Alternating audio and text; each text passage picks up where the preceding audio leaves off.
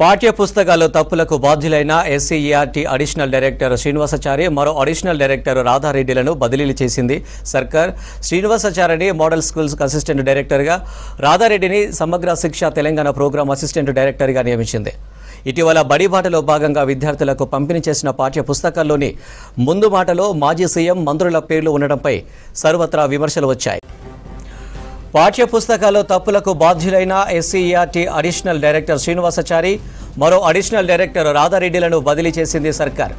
శ్రీనివాసాచారిని model schools assistant డైరెక్టర్గా, రాధారెడ్డిని సమగ్ర శిక్ష తెలంగాణ ప్రోగ్రాం అసిస్టెంట్ డైరెక్టర్గా నియమించింది.